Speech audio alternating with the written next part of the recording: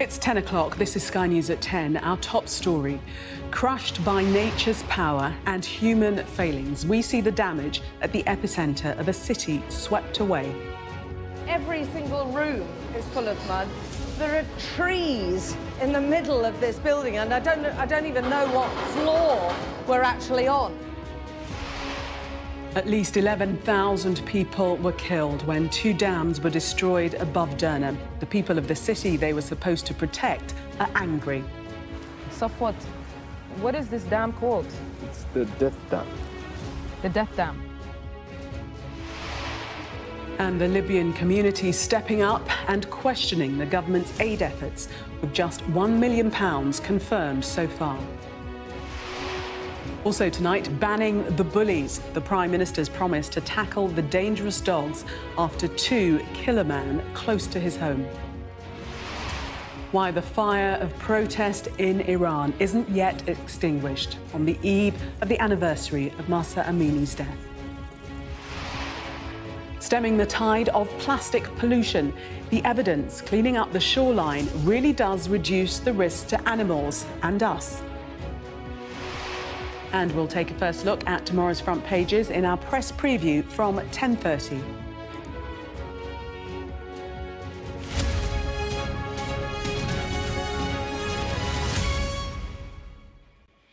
Good evening.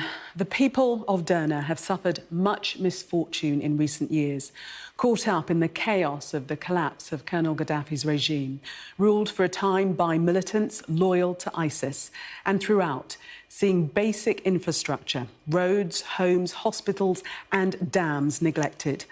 All of that failure brought a dreadful consequence last Sunday as floodwaters swept through the streets of the city, killing, we now know, at least 11,000 people. The first small-scale international help is now in the city amid devastation witnessed today by teams from Sky News.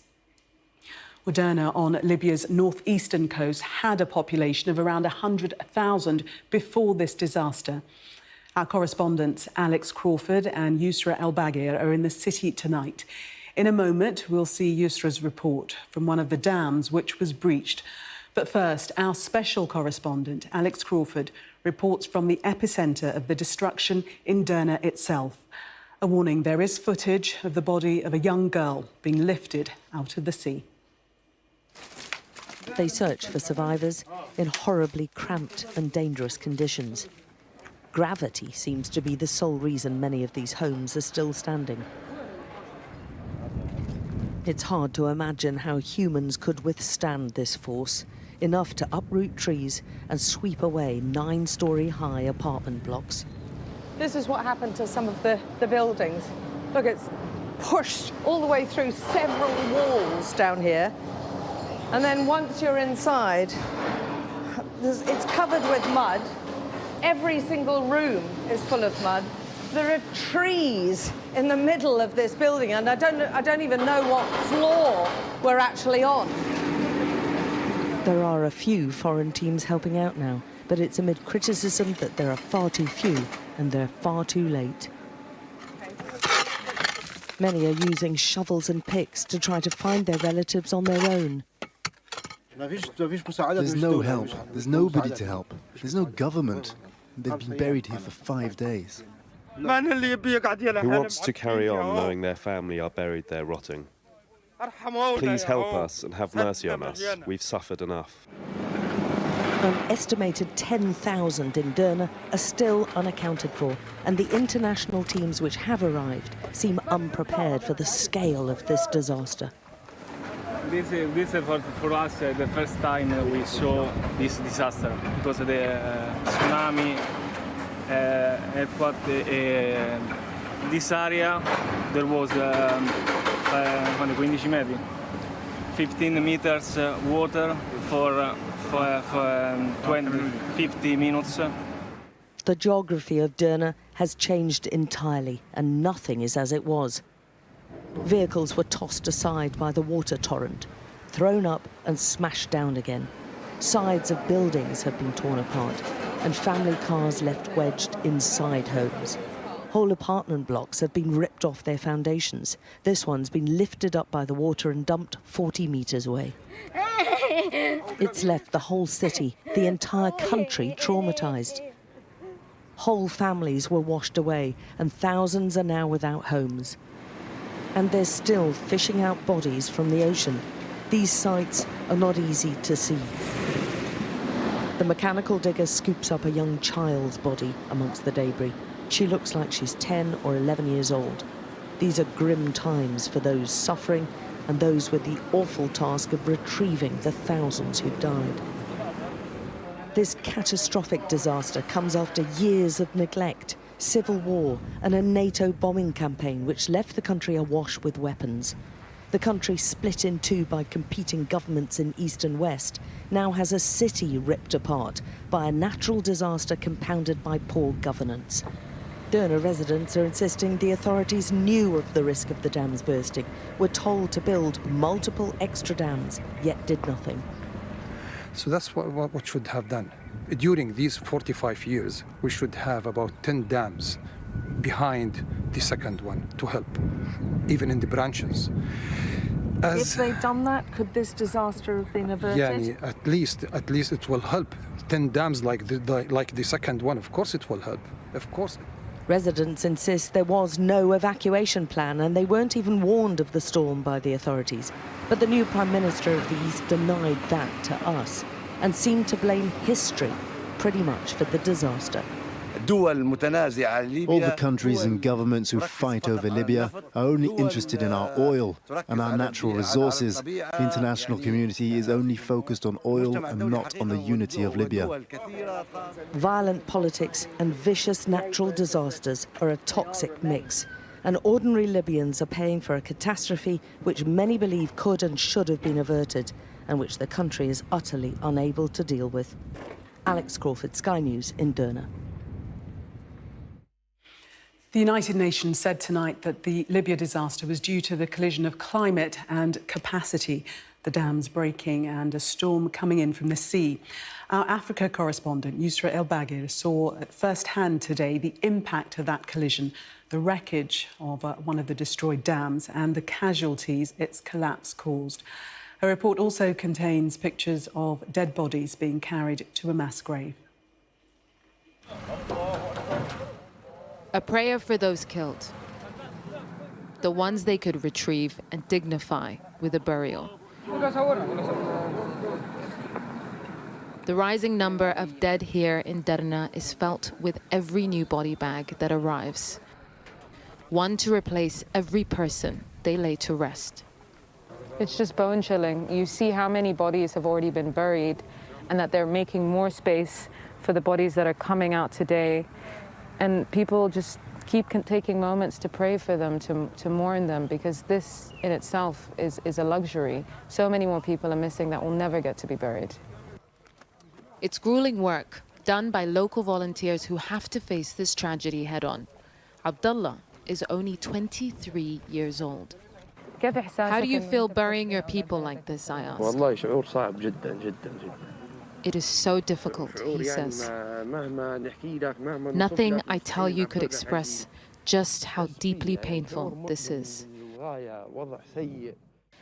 But we belong to God, and to Him we return. The grief has barely hit. This is still pure shock. Just downhill from these mass graves in the mountains is a valley of devastation. A cyclone and 2 burst dams wiped out hundreds of generational homes and the families in them. Wow, it's completely broken in half. This was the second dam that the floodwaters hit before it tore into Derna and destroyed the city. Safwat, what is this dam called? It's the Death Dam. The Death Dam? Yeah. The dam of death, now just a gentle stream. Tens of millions of cubic meters of water came rushing down this way as the dam broke and battering this school where families were actually sheltering from their homes further downhill. And this is actually where one family called the Sheikh family hid, and all of them, 27 women, men, and children died in this primary and secondary school. The survivors say this wasn't a natural disaster. This was a catastrophe, fueled by political instability and infrastructural neglect. 2 hospitals were washed away by the floodwaters with the patients in them. This is one of the last standing clinics. The director of Derna's field hospital says this flood was on the scale of Noah and his ark. The city's medics are still receiving bodies, and they are still searching for them. An insurmountable task, with some bodies washed away to sea and others scattered under the ruins of their own city. Yusra al-Baghir, Sky News, Derna.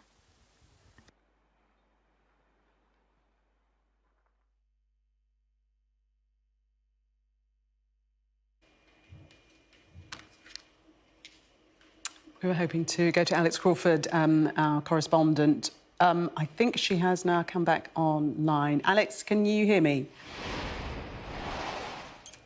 Yes, there she is. Sorry about that. You deserted us. Obviously difficult.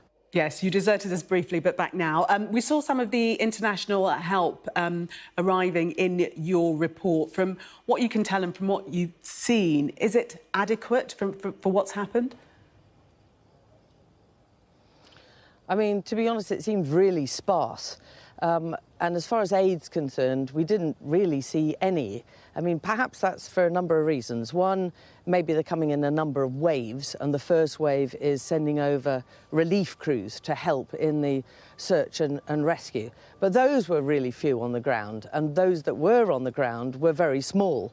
So you'd get a team of 12 Italians or, I don't know, maybe a dozen Egyptians. There were people from Jordan, Algeria, Turkey we saw. The thing is, they've turned up with very little equipment, very little specialist equipment, and they're going around a relatively large area. I mean, it's the whole of the centre of the city which has been devastated, and it's hard to exaggerate just how badly affected that area is. And they've got picks and shovels, pretty much the same as the civilians, and we saw a lot of the civilians trying to dig for their relatives on their own. As far as other aid is concerned, such as food, water, there is no electricity, there is no running water, and thousands of people, literally thousands of people, an estimated maybe 300,000 have been displaced by this. So that means they've got no homes. They're not living in their original homes. So the needs of all these people are extremely high, and they're needed right now. And we're coming into the 6th day, nearly a week since this happened. So the people of Libya are wondering, where is all the international aid as well as help from home here in Libya? OK. Alex, thank you, our special correspondent there in Derna tonight. The UK's official part in the aid effort so far amounts to a commitment of just £1 million, far less than for the earthquakes in Turkey and Syria this year. At the grassroots, though, in Libyan communities in cities like Manchester, people are organising, as our international correspondent Alex Rossi reports. Around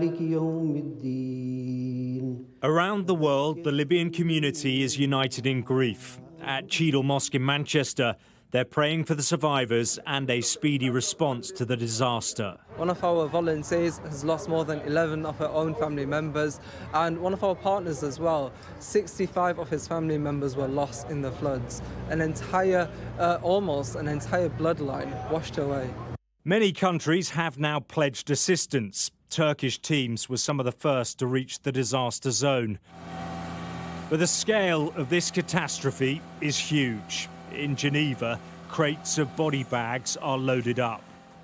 Neighbouring countries have deployed search and rescue teams and are also sending medical supplies, food, tents and blankets. The UK has announced an initial support package of up to £1 million, much less than's been donated for other natural disasters. But getting aid to where it's needed most in Libya is complicated by the nation's chaotic politics. Since Muammar Gaddafi was deposed, the country has been divided. I think the issue for us in Libya is, of course, coordinating with the government and then the other authority in the east of the country. Secondly, discovering the extent of the problem. We're not there yet in Libya. We don't know the extent of the problem. For many in the Libyan community, the international aid effort is not coming fast enough. I'm writing a petition today, started yesterday, for our parliament here to support, and we ask all the international community to support, really. It is a big disaster. It is clear the damage caused by Cyclone Daniel will have a lasting effect. In Manchester, the community is helping with immediate assistance. But rebuilding devastated areas will take billions of pounds and many years. Alex Rossi, Sky News. And we'll have more on the floods tomorrow. There'll be a special programme, Libya floods, the city swept away at 12 p.m. It's a breed most of us had likely never heard of until a few months ago. Soon, we may never have to see them again, after the Prime Minister confirmed he wants the XL Bully to join pit bull terriers on the list of banned dogs. It follows another attack, and this time the death of the dog's victim, a 52-year-old man from Staffordshire. Becky Johnson reports. It was a horrendous attack in the heart of a sleepy village in Staffordshire. A man died after being mauled by two dogs, thought to be XL bullies, prompting a huge police response and the temporary lockdown of a nearby primary school. The victim, 52-year-old Ian Price, lived on the street where he was attacked and was reportedly trying to protect his elderly mother. The owner has been arrested on suspicion of manslaughter, but this is just the latest in a string of attacks involving XL bullies, prompting the Prime Minister to promise urgent action. What we will do is bring together animal experts in the field, together with the police, to accurately define the breed of concern, and then, using powers in the Dangerous Dogs Act, ban this breed. And those laws will be in place by the end of the year. It's clear that the American XL Bully is a danger to communities. Last weekend, 11-year-old Anna Pawn was attacked. The same dog went on to cause serious injuries to two men on this petrol forecourt in Birmingham. But this was an XL Bully crossbreed, so would it have been included in a ban? The details aren't yet clear.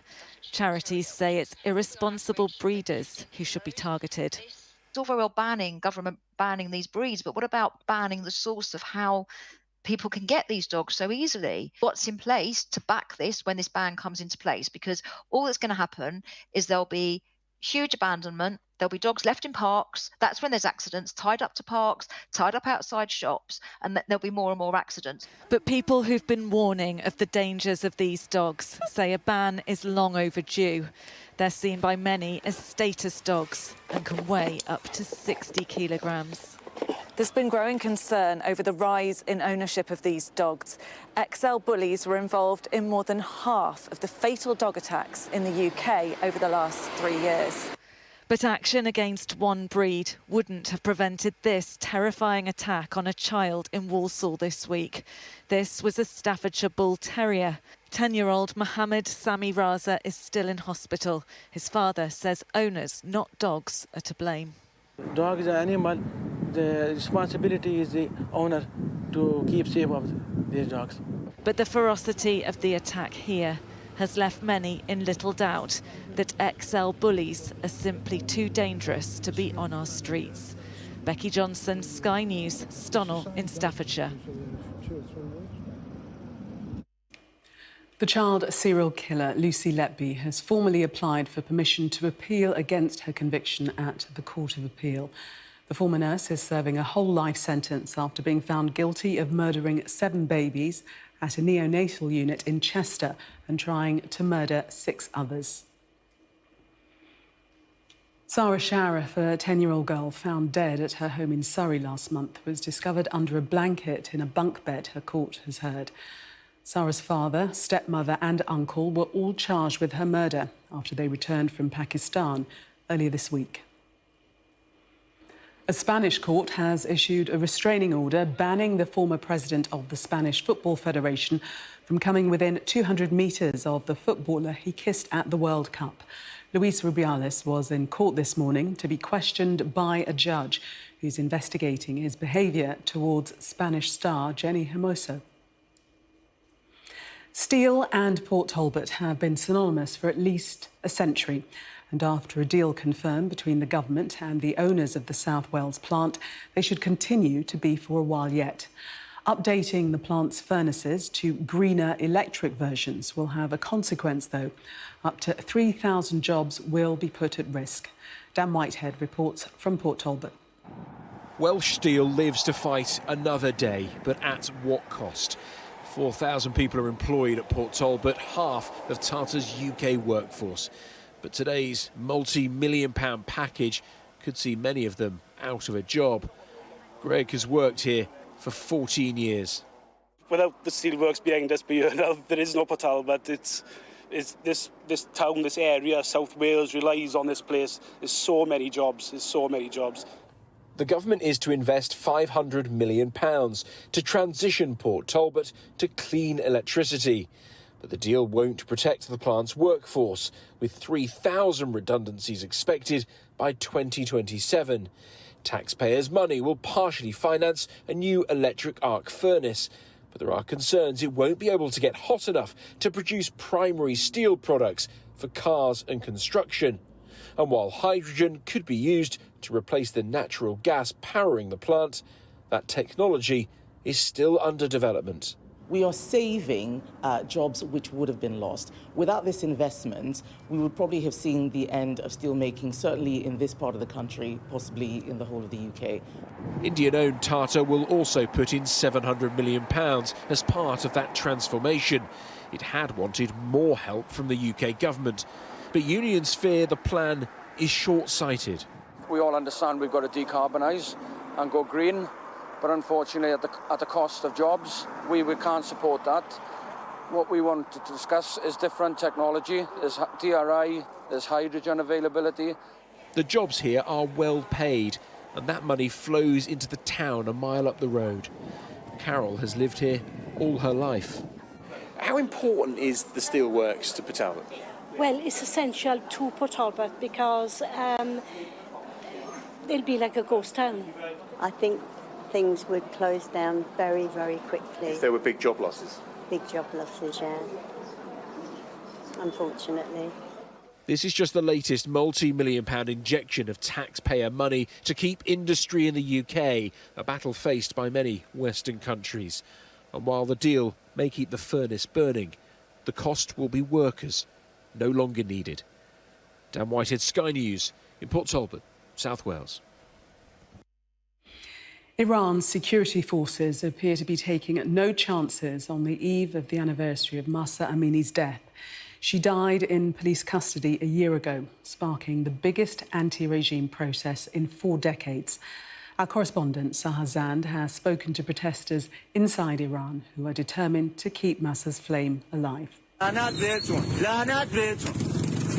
These videos have never been seen before. Murals of Iranian officials targeted with homemade grenades. Anti-regime graffiti calls for people to take to the streets. Sky News has been given exclusive access to the hidden world of the protest movement inside Iran, preparing for the anniversary of Mahsa Amini's death this weekend. Activists are producing posters demanding an end to the regime and preparing leaflets and newsletters instructing demonstrators how to avoid capture by the security forces. Even being caught sending me this material can land these protesters in prison. But despite the intensifying crackdown, what I'm seeing in Iran is an even greater determination to fight for change, despite the consequences. I spoke to the senior leaders of an underground network of protesters with members in over 35 Iranian cities. Some of them have been beaten, arrested, and had friends and family members killed. Our goal is to keep the protests alive and make sure they're properly organised. Whether we do this or not, people are going to come out anyway. So we are at least trying to make them more impactful and keep people safe. For example, we now have mobile medics on standby across the country in case of injuries during the protest. In the lead up to the anniversary, the Iranian authorities have embarked on a campaign of intimidation, surveillance and arrests, making it clear that they're not going to tolerate any flicker of dissent. I think that the upcoming protests will be much bigger and we will fight more aggressively. The authorities know this and are terrified. That's why they are reacting the way they do. Of course I'm worried, but I'm more scared of them staying in power. In recent days, images have emerged of tanks surrounding Mahsa Amini's grave in the Kurdish region of Iran, with convoys of military vehicles heading towards the borders. That's why protest organizers around the world are taking extra precautions around security, especially when it comes to methods of communications.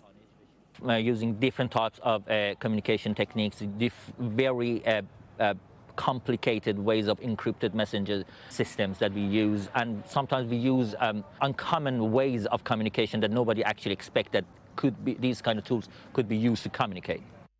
With both the protesters and the authorities more prepared than ever, this could be another bloody chapter in Iran's anti-regime movement. Sahar Zand, Sky News. Finally, if you went to a beach in the UK this summer, you may well have seen an invitation to help keep clear of rubbish and plastics. And for the first time now, there is evidence of the impact of a beach clean. It rapidly and dramatically reduces the amount of plastic fragments released into the environment. Our science correspondent Thomas Moore spoke to the researchers who discovered it in Norway. Hardanger Fjord in western Norway, one of the longest in the world, and a giant funnel for plastic swept on the ocean currents from as far away as the UK. 23 tons were removed from the shore last year, and an army of cleaners is back for more. This is a spot where... This time they have added motivation. Scientists have shown for the first time that cleaning up bottles, bags and other large pieces leads to a 99.5% reduction in plastic fragments along the shore and in the water. I was happily surprised because it means that the cleanup has efficiently reduced the leakage of microplastic from that environment, and that is really good news. Cleanups don't just keep the coast tidy, they rapidly reduce the amount of plastic in the environment and possibly the food chain. Tiny fragments of plastic are now found from the highest mountain to the deepest oceans. They are in the air we breathe, the water we drink, the food we eat. So finding some way of reducing microplastics in the environment is critical. Huge amounts of plastic are underwater. With a submersible, we hunt down fishing pots lost on the bottom of the fjord. Hauled to the surface, there are fish, eels, even octopus, all carefully recorded, then released. Goes fishing harvests, and it's of no use to anyone, and it's also an animal welfare problem. And also it's plastic. That as well.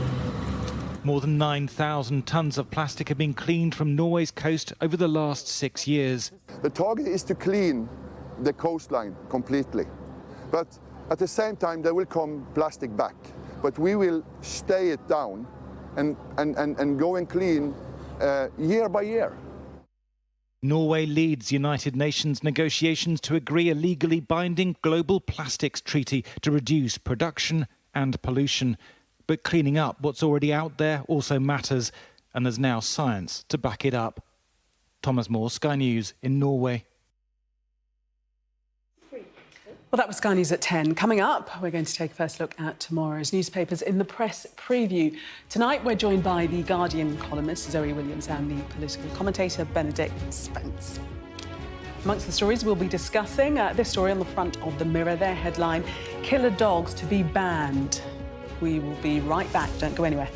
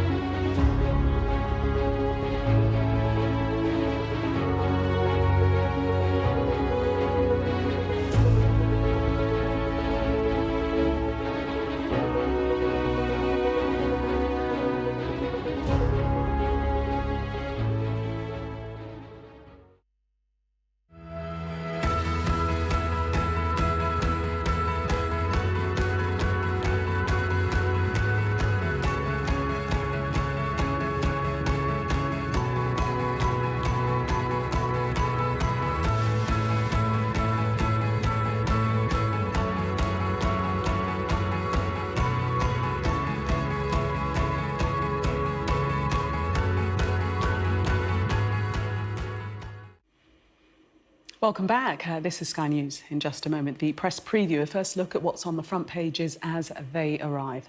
But first, our top stories. As the number of dead in floods in Libya has soared to more than 11,000, the UN says the survivors are in urgent need of food, shelter and medicine. A man who died after being attacked by 2 dogs in Staffordshire has been named as 52-year-old Ian Price.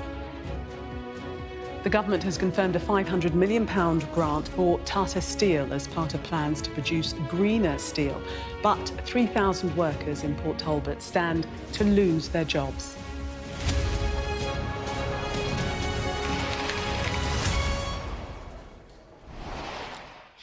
You are watching the press preview, a first look at what's on the front pages of the newspapers as they arrive.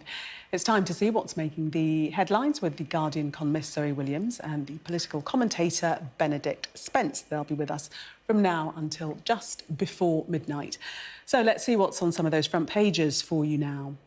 Well, the Mirror has the stark headline, "Killer Dogs to be Banned," and pictures Ian Price, who was killed in an attack by 2 of the dogs. That's also the lead story in the Express. They add the hero dad was protecting his elderly mother. Meanwhile, the Eye points out that the ban will be introduced in 2025 after an amnesty. The Times reports the Prime Minister is ready to phase out petrol and diesel cars on a strict timeframe, despite pressure from Conservative MPs. The Telegraph leads on Partygate. They say Rishi Sunak was told not to quit by Rupert Murdoch's team and that he drafted a resignation letter the day he was fined. The Daily Mail reports a Labour government in Wales could bring in blanket 20 miles per hour limits to improve road safety, but the Conservatives call it beyond insane. The FT says Chancellor Jeremy Hunt has ruled out US-style subsidies as he signs off a £500 million Tata package to modernise the UK's steel industry. The Guardian reports mass campaign is needed to curb unhealthy eating and avoidable cancers. That includes putting labels on alcohol. Say bye to summer and a big hello to autumn, says the Daily Star. They've gone with the headline, "That's all, folks." And a reminder that by scanning the QR codes you'll see on screen during the programme, you can check out the front pages of tomorrow's newspapers while you watch us. And we are joined tonight by Zoe Williams and Benedict Spence. Welcome to you both. Let's start with the front page of the Mirror, and this is the dog ban, specifically the XL bully that the Prime Minister is promising, and this following on from the death today of Ian Price, the 52-year-old who was attacked by 2 of the dogs. Take us into this story, Zoe. So there's been a lot of pressure, started actually by the Red Tops, to ban the dogs all week since the attack in Birmingham last week, and it was a really stark video. I mean, there was absolutely no ambiguity around what had happened. The dog was out of control. The little girl hadn't done anything. The 2 bystanders were, heroes, but they couldn't really stop it. It was a really graphic depiction of just how much power these dogs have. And so there's been kind of pressure on Sunak. Suella Braverman made that statement in the middle of last week, basically saying she would take advice on whether to ban the breed. And from that point on, it was one more bad news story away from being banned, I think. And without question, there is a problem with the breed. There's been kind of significant overbreeding because they sell for so much money, and obviously they're not a recognised breed from the Kennel Club, so there's no regulation around breeding. So you do get a lot of overbreeding, and also there is pretty strong evidence that the gene pool anyway, insofar as it came from America, was the kind of dogfighting breeding had leaked out into the kind of general population of bullies. I mean, you know, in American dogfighting circles, they're bred so consistently for aggression that the puppies have to be taken away from the bitches before they're 5 weeks old because the bitches will attack their own puppies. That's how aggressive they are. So there is a definite problem, but breed bans never work, and that's why since the 1991 Dogs Act, there haven't been any new breeds added. And it's not because there haven't been more, you know, terrible events. There was a period when the Akita was responsible for a lot of attacks, but they don't work for a number of reasons. Among them, which is going to be most pressing for the XL bully, this isn't an actual. This is a crossbreed, right? So you can't say what an XL bully is. You can only do it by appearance. So you're going to sweep up a lot of dogs similar in appearance to an XL bully, and a lot of dogs that haven't actually done anything. And what that does is it chases a lot of XL bully owners underground, and then you're in a really kind of murky space where there's no real regulation, there's no real oversight. You're waiting for the next negative event. You don't really know how to control it because it becomes very nefarious. And there's literally no animal, there's no dog expert, there's no animal charity in the country or beyond who says go for a breed ban. It's just a kind of politics responding to a news cycle, which is a real shame. Benedict, I interviewed a little earlier American bully kennel owner, and what he was saying is the only way to actually test for this XL breed, which isn't technically a breed, is to do a DNA test, because it's a mix with the perfectly fine American bully that he breeds and another dangerous dog, vicious dog. It's... Half of all the XL bullies in the UK can be traced back to the same great-grandparent in the United States. That gives you an idea of how inbred this dog is. And the first thing I would like to say is that this is cruelty, and that there are people who, frankly, should be imprisoned before we consider what measures we take about the dogs themselves, because some of these dogs, a lot of these dogs will probably end up being euthanized, whether they kill people, whether they attack people or not, simply because of how this has got to this situation. Regulation does need to be brought in, because you cannot have it that you have an animal like this that is being bred specifically for violence. That is what it is. There is no other way of getting around it. That is what it is being bred for, and that is what the continuation of certain bloodlines is about. It is violence and status. And yes, a lot of these dogs end up in normal households, people who are very good with controlling dogs. A lot of these dogs will never end up attacking people.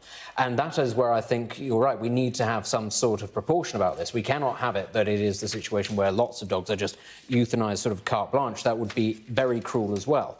But I think, actually, when you look at this animal and you consider that it was responsible for 60% of fatal dog attacks in the UK last year, that's not taking this year into account, where there has been an uptick in the numbers, you have to say that something does have to be done about it. And OK, maybe it cannot be defined clearly as a sort of an individual breed. That doesn't mean that we shouldn't be taking very serious steps to prevent its proliferation across the country. And I mean, the Dangerous Dogs Act, it did not, you know, it didn't eradicate violent dogs in the UK, but it did lead to a dramatic reduction in the amount of attacks until loopholes were brought in around certain breeds. It is true. It did. Can you give me any numbers on that? I can't give you numbers, but it did. I think it was about 30%, is from what I remember. I will go back in the break and we'll have a look.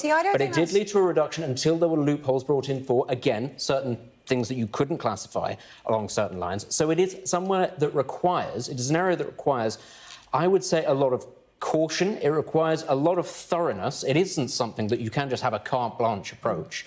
But it will, I'm afraid, when you have this number of dogs attacking people and deaths occurring, we can sit here and we can say that this is sort of easy politics, and it is. It's low-hanging fruit. It's something that the government can just sort of snap their fingers and go, oh, yes, we're taking a tough stance. But that doesn't mean that there should be no action taken at all. These are animals that are snapping and that are attacking people, not because all of them are dangerous, but because a lot of inbreeding, immoral inbreeding, is going in specifically for violence and strength and size. And that is something that has to be as of the moment, that's not illegal, though, is it? It isn't illegal, but it should be. But actually, no, it absolutely should be. You're mixing two separate issues. The overbreeding isn't actually deliberated or done for traits. The overbreeding is just because people are letting bitches have a litter and then they're not waiting long enough, and that creates a lot of temperamental instability. The reason that this dog exists... Well, yeah, no, sure, whatever. But so that is why it's happening? Well, no, that's not why it's happening, because, you know, you could say the Staffordshire Bull Terrier was devised to fight bulls, but it doesn't mean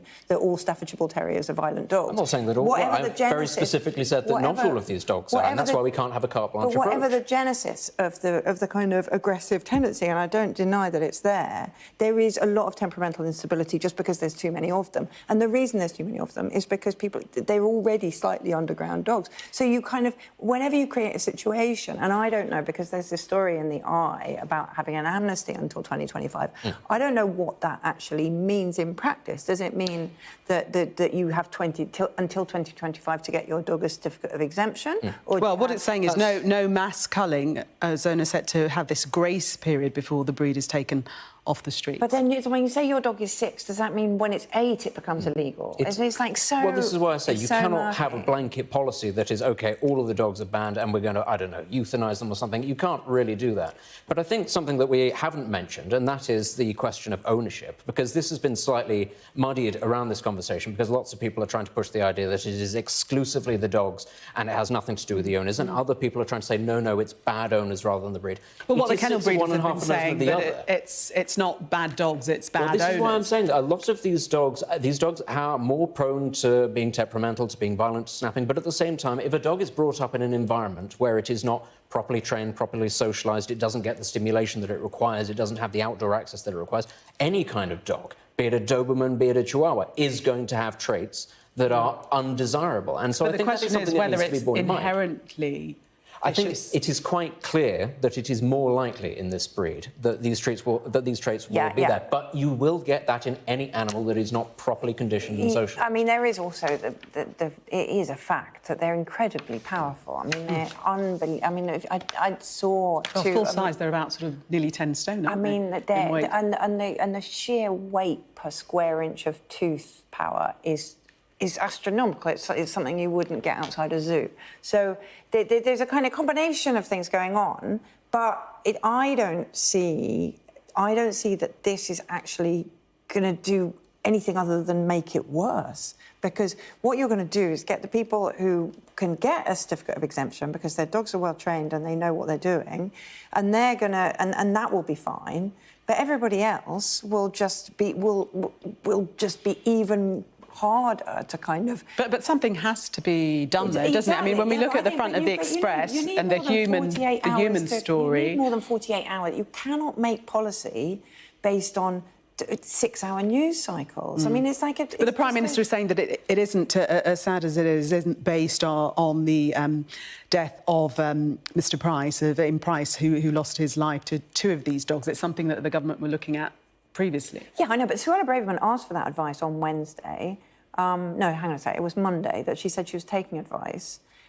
Now, that advice didn't land on Friday, just the news cycle caught up with it on Friday. I've been reading articles about this specific problem with Bully XL since early 2022. It hasn't really hit the mainstream, and it must be said, it's sort of hit the red tops relatively recently, but there has been a very concerted push within certain sort of policy circles within Westminster to try to get this onto the agenda. And I think they have been not fortunate because it's very tragic, but that this has sort of hit the news cycle, that they've been able to sort of move this slightly up the news agenda because you can't have dogs attacking people and the government just going, oh, well, there's nothing we can do about it. So this has been going on for some time. You've got to admit it looks a bit dicey, doesn't it? Oh, I'm not questioning that this is very much a government going, we need to look tough on something, this will do. I'm not questioning that at all. But you can't just have it, that this is allowed to continue and the government goes, there's nothing we can do. Indeed. Benedict and Zoe, for the moment, thank you very much. We are going to take a break. Coming up, the next election could be more than a year away, but that's not stopping speculation as to how it could play out. We'll show you just one example after the break. Stay with us.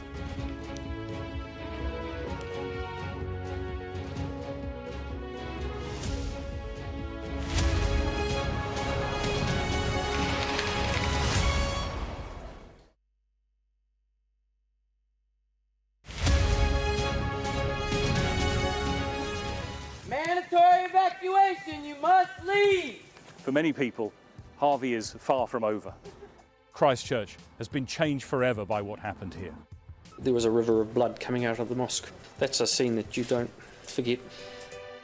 Ida has certainly left its mark on New Orleans. It just feels heartbreaking. We help you understand the world with us. We are standing on the supply line right into the heart of America's opioid crisis. I've reported from around the world and around the UK. Are you trying to run me over, Sir Philip? No, go away. Look like it, sir.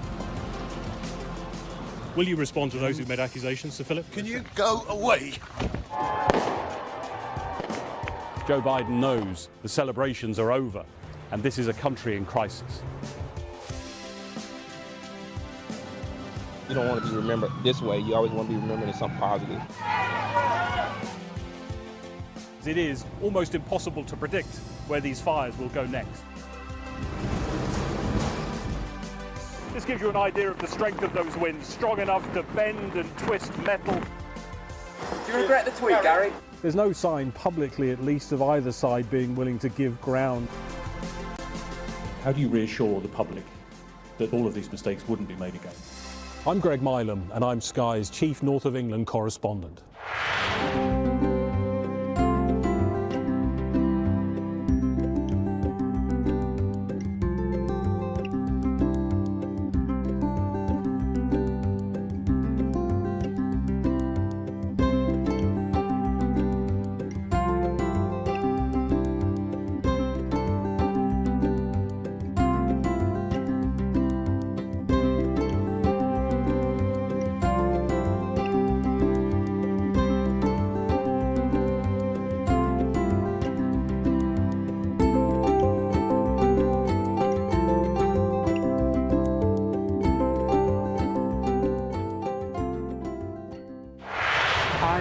I'm Rashid, and I'm Sky's North of England correspondent, telling stories from this culturally rich region I call home.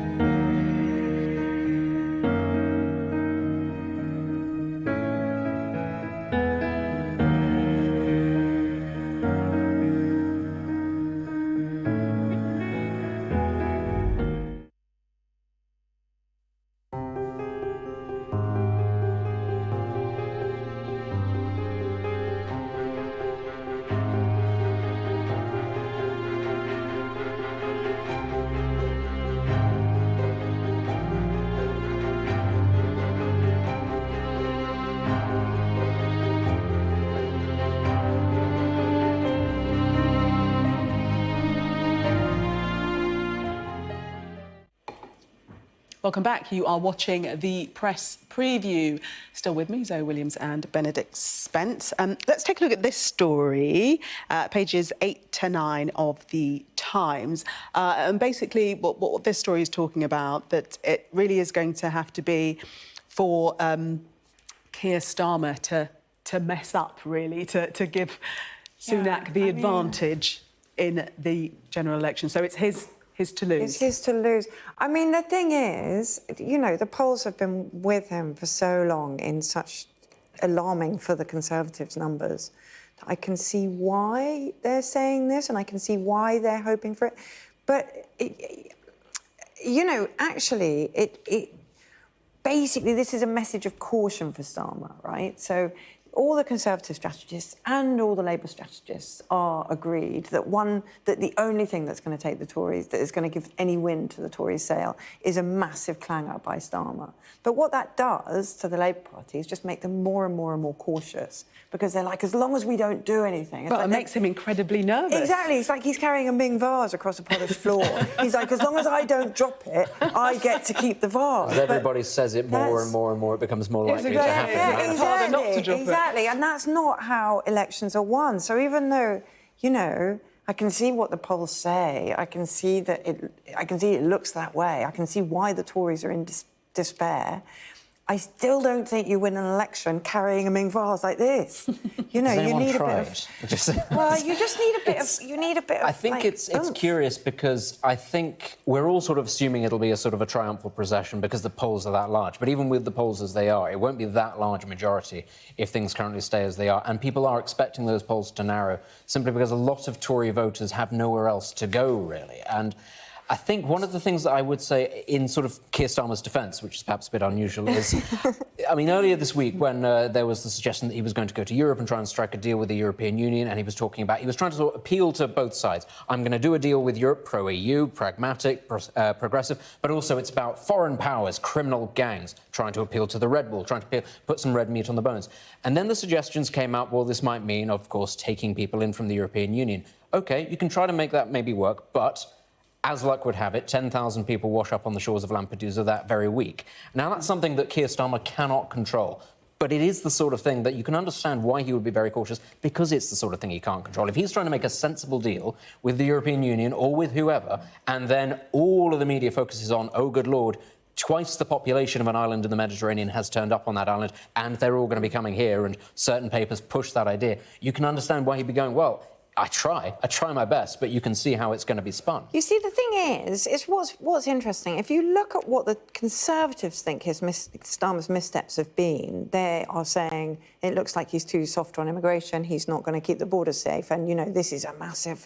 But he's tried to combat that, though, hasn't he? Well, the irony is... The irony, I think, is that whatever he says... they end up attacking him as though he were Jeremy Corbyn. So whatever comes out of his mouth, the press attacks him, the Tories attack him, as though he just said, let's fling open the borders and have some humanity.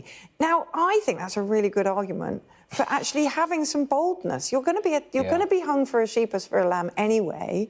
Why not take the sheep? Why not say, let's have some humanity? We are in a Why not say, strange... when I look at the Lampedusa photos, what I do not think is a threat to my own livelihood, I look at those poor, desperate people and I thank God they didn't drown like so many others have. Why not say this stuff? Because they're going to, you know, the Daily Mail's going to pretend you said it. It's a strange kind of hostage situation where the Tories are saying all of these bad things are going to get worse under Keir Starmer. And if Keir Starmer doesn't respond to that, then he's sort of confirming it, rather than turning around and going, well, hang on, how did we get into that? Who is the government at the moment? That's not what he's doing. Or maybe it's easier to tread very carefully with that Ming vase. So obvious. We've just got time quickly to have a look at the Daily Star. That's all, folks. Quickly, we're discussing that reference, whether everybody understands that. But it's Bugs Bunny, that's what he's saying. The end of the cartoons. What are they referring to, Zoe? To be fair, Gillian, the Star is not read by very many children, or indeed Generation Z. I don't even know any millennials who read the Star. So, yeah, they're playing very squarely to their base, which is people like us, and saying that we're going to have no more summer, and today was the last beautiful day of the year, which is a real shame, because I was in a cafe earlier saying to my friend, we should come back here before the weather breaks. And it's already broken. Plus, no more dangerous dogs, so that's good news for the bunnies out there. There's going to be a lot more of them roaming around. There's going to be fewer dangerous dogs. It's the end of the good weather. So shall we find out exactly what the weather's going to be doing to us? Warm memories wherever you go. The weather, sponsored by Qatar Airways. Well, increasing humidity over the weekend will bring the risk of thunderstorms, especially on Sunday. Southern Britain will have a muggy start on Saturday, but it'll be cooler elsewhere.